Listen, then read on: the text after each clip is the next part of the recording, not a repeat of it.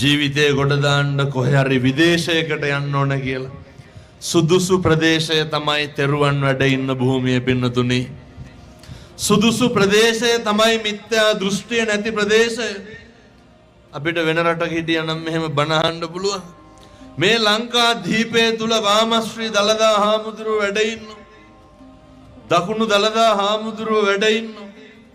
ඒ වගේම පටි ධාතුන් වහන්සේ නිදන් කරලා තියෙනවා. කේස ධාතුන් වහන්සේ නිදන් කරලා තියෙනවා.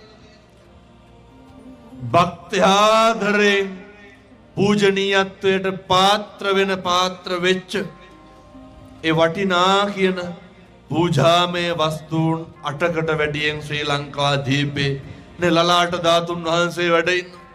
මීට වඩා මොකක්ද සුදුසු භූමිය? උදේ නැගිටිනකොට කොහෙන් හරි පිරිත් ටික ඇහෙන්නේ නැද්ද? උදේ නැගිටිනකොට කොහෙන් හරි බණ ටික ඇහෙන්නේ නැද්ද? උදේ යනකොට පන්සල් පල්ලිය කෝවිල පේන්නේ නැද්ද? උදේ යනකොට හාමුදුරුවෝ දකින්න නැද්ද? බස් එක්කට නැග්ගත් ඇහෙන්නේ බුද්ධං සරණං ගච්ඡාමි කියලා. කඩේකට ගියත් හැන්දෑවට පිරිත් ටික ඇහෙන්නේ. මේකට වඩා මොකක්ද පින්නතුනි කියමු බලන්න සුදුසු භූමිය. අපි සුදුසුයි කියලා තක්සේරු කරන කැටගරි කරන රාමු තියෙන්න පුළුවන්. සල්ලි ඇති නැති, බලය ඇති නැති, සැප සම්පත් ඇති නැති. නමුත් භාග්‍යවතුන් වහන්සේ දේශනා කරපු මේ සුදුසු ප්‍රදේශය තමයි පින්නතුනි කල්ප ගානකින් මිනිස්සු දුක් විඳලා මනුෂ්‍ය ආත්ම භාවයක් ලබා ගත්තාම නිවන් දකින්න පුළුවන් මට්ටමට පෙරම් පුරන්න යෝග්‍ය භූමියක් තියෙන්න ඕන. අපිට දැන් මේ යෝග්‍ය භූමියක් හම්බෙලා නැත්. හම්බෙලා තියෙන අපිට දැන් තියෙන්නේ පින්නතුනි ලැබිච්ච භූමිය තුල බුදුරජාණන් වහන්සේ දෙසූ දේශනා කරපු ආකාරයට හැසිරෙන්න විතරයි. දැන් මේකට බලපානවා මේ පුබ්බේච කත පුඤ්ඤතා පෙර කරපු පින් ඇති භාවයේ තියෙන්න ඕනේ. මේ නේ කහවත්තේ රත්නපුරේ ජීවත් වෙන මේ පින්නතුන් තරම් පිනපව විශ්වාස කරන කෙනෙක් ඉන්නවද? ඔය ඇත්ත තරම් වාසනාව අවාසනාව විශ්වාස කරන කෙනෙක් ඉන්නවද?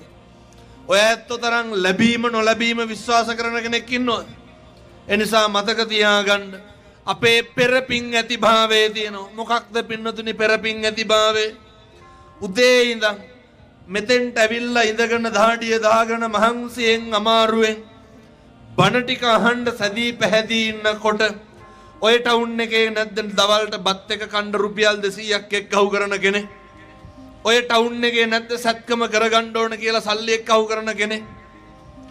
කත පුඤ්ඤෝ උභයත්ත නන්දති. මේ පෙර කරපු පින් ඇති භාවය මේ පින් කරනකොට දෙලොව මිනිස්සු සතුටු වෙනවා.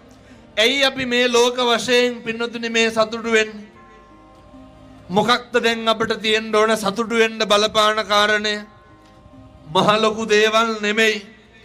කන් දෙක ඇහෙනවනේ. අන්න පව්පින් දැනගන්න පුළුවන්. ඇස් දෙක පේනවනේ. දැකලා සතුටු වෙන්න පුළුවන්. ගඳ සුවඳ දැනෙනවනේ. කන් දෙක ඇහෙනවා. පින්නත්නි මේ බුද්ධාංකුරයක් තුල ෂණ සම්පත්තිය ඔය විදිහට ලබන් යන්න එන්න කණ්ඩ කතා බහ කරන්න ඇවිදින්න පුළුවන් මට්ටමට මේ මස්කොඩ මේ කරජකය මේ මාංශකය තවමත් නඩත්තු වෙනවා නම් එක මොහොතක්වත් පරක්කුණම් කරන්න එපා.